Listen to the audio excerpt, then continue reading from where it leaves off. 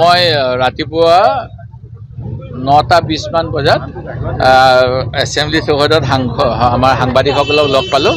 তেখেতসকলে জনালে যে ভূপেন বৰাই কংগ্ৰেছৰ পৰা খুব সম্ভৱ পদত্যাগ কৰিব। তেখেতে এখন বিস্ফোৰক পত্ৰ লিখিছে।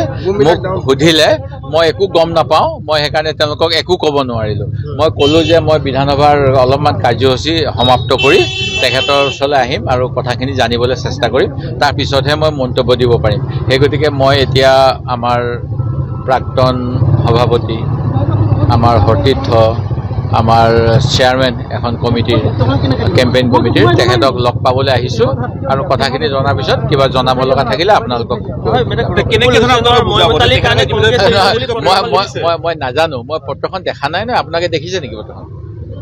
দেখিছে? নাই, সেইকাৰণে মই পত্ৰখন পঢ়ি চাম না, তাত কি আছে, এৰিলে নে কি আছে মই নাজানো। মই চেষ্টা কৰিম। তেওঁ কংগ্ৰেছ শব্দটো আঁতৰাই দিছে। এনেকুৱা হয় কেতিয়াবা, অলপ মনত দুখ লাগিলে আৰু কিনো কংগ্ৰেছ কৰি আছোঁ বুলি ভাবিছে চাগে। তাইতো ময়োতো কংগ্ৰেছ কৰি আছোঁ, মোৰোতো মনত দুখ আছে। মোক মানে এটা কেছত মই দুখী নহয়। হিতেশ্বৰ শইকীয়াই CBIক দিছিলে পশু খাদ্য কেলেংকাৰী কেছটো, আৰু মই হিতেশ্বৰ শইকীয়াৰ পুতেক হয়।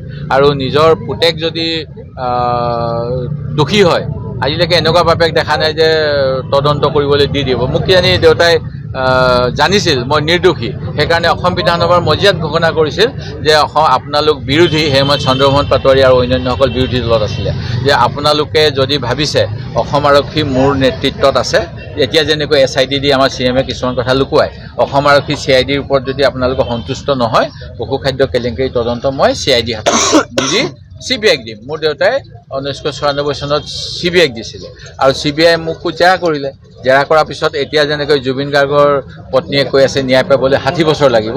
মই জানো, মই 1958 চনত যিটো কেছ হ'ল, সেই কেছটোৰ ভুক্তভোগী মই আজিলৈকে মই নিৰ্দোষী বুলি আদালতত মোৰ বিৰুদ্ধে দিয়া সাক্ষীসকলে তথ্য প্ৰমাণ দিয়াৰ পিছতো আদালতে চূড়ান্ত ৰায় দিব পৰা নাই, কাৰণ 500তকৈ অধিক সাক্ষী তাত দিয়া হৈছিলে। এতিয়া এই ঘটনাটো এনেকুৱাই হৈছে যে মোৰ নিজৰ ক্ষেত্ৰতো কংগ্ৰেছৰ এচাম মানুহে মই যাতে টিকেটৰ পৰা বঞ্চিত হওঁ, তৰুণ গগৈ ডাঙৰীয়াৰ সেই সময়ত প্ৰয়াত মুখ্যমন্ত্ৰী কাণত ফুচফুচাই কৈ আছিল যে দেৱব্ৰত শইকীয়া পশু খাদ্য কেলেংকাৰীত জড়িত, তেওঁ জেল যাব, তেওঁক চিট দিব নালাগে। এই কথাটো 2010 চনৰ বুৰাৰী ছেছনৰ সময়ত মই মাননীয় মুখ্যমন্ত্ৰী তৰুণ গগৈ ডাঙৰীয়াক নিজে সাক্ষাৎ কৰিছিলোঁ মোৰ মাতৃৰ সন্মুখত, যে মোক এবাৰ মা স্বাস্থ্যজনিত কাৰণত খেলিব নিবিচাৰে, মোক দিব নেকি। তেতিয়া গগৈ ছাৰে নিজ মুখে কৈছিলে, তোমাক দিব নোৱাৰোঁ, মোৰ দলৰ মুধা ফুটা সতীৰ্থসকলে কৈছে তুমি পশু খাদ্য কেলেংকাৰী জেললৈ যাবাগৈ। তেতিয়া মই আমাৰ সুপ্ৰিম কোৰ্টৰ ডাঙৰ ডাঙৰ উকিলৰ পৰামৰ্শ ল'লোঁ। সেই পৰামৰ্শ লৈ পেলাই আমাৰ সোনিয়া গান্ধীক দিলোঁ, অন্যসকলক দিলোঁ, আৰু তেওঁলোকে হেৰি কৰিলে।